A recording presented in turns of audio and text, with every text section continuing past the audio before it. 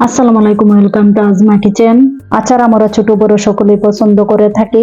একদম ঘরোয়া উপকরণে দোকানের মতো টক ঝাল মিষ্টি কুলের আচার। আর এই কুলের আচারটি কিভাবে দোকানের মতো তৈরি করা যায় সবই থাকবে আজকের ভিডিওতে। কুলের আচারকে আমাদের আঞ্চলিকভাবে বলা হয় বড়ির লাগার। এখানে আমি 1 কিলোর মতো শুকনো বড়ি নিয়ে নিলাম।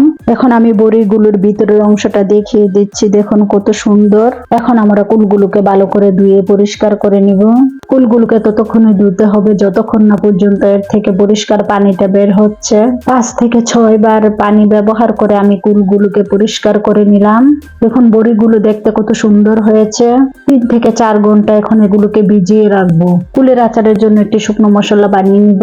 প্রথমে নিব 1 চা চামচ গোটা ধনিয়া, 1 চা চামচ গোটা জিরা, 1 চা চামচ কালো জিরা, যা আমাদের আঞ্চলিক ভাষায় বলা হয় কালিয়া জিরা, 1 চা চামচ মৌরি দিব, 1 চা চামচ পাঁচফোড়ন, সাথে দিব 5টি শুকনো মরিচ, সাথে দিব 2টি তেজপাতা। কুলের আচারের জন্য আরো কিছু টিপস। এখানে আমি নিয়ে নিলাম 1/2 কিলোর একটু কম আখের গুড়, অল্প পরিমাণে তেঁতুল। আখের গুড়টাকে আমি গ্রাইন্ড করে নিলাম। তেঁতুলটা নরমাল টেম্পারেচারে রাখার কারণে একদম শক্ত হয়ে আছে, কোনো সমস্যা নেই, 20 মিনিট ভিজিয়ে রাখলেই হবে। এখন আমরা একটি প্যানের মধ্যে মশলাগুলোকে ভেজে নিব।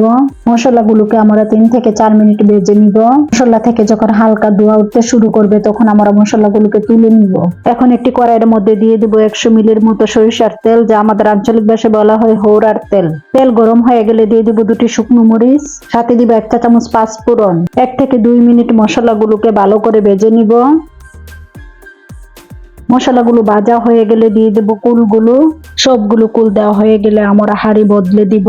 10 থেকে 15 মিনিটে আমরা শুকনো বড়িগুলোকে ভালো করে ভেজে নিব। 10 থেকে 15 মিনিট পরে আমরা দিয়ে দেব ভিজিয়ে রাখা তেঁতুলগুলো। আমি এখানে তেঁতুলের বিচি সহকারে দিয়ে দিলাম, আপনারা চাইলে তেঁতুলের বিচি বাদ দিতে পারেন। 5 থেকে 7 মিনিট পরে দিয়ে দেব আখের গুড়। আখের গুড় দেওয়া হয়ে গেলে আবারও নেড়েচেড়ে মিশিয়ে নিব।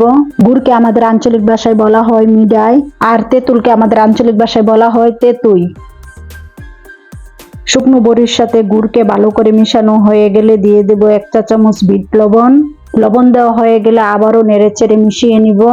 এইভাবে কুলের আচার তৈরি করলে একদম দোকানের কুলের আচারের মতো লাগবে। 10 থেকে 15 মিনিট পরে দিয়ে দেব ভাজা মশলা। ভাজা মশলা দেওয়া হয়ে গেলে চুলার আঁচ একদম মিডিয়াম লো রেখে আবারও নেড়েচেড়ে ভেজে নিব।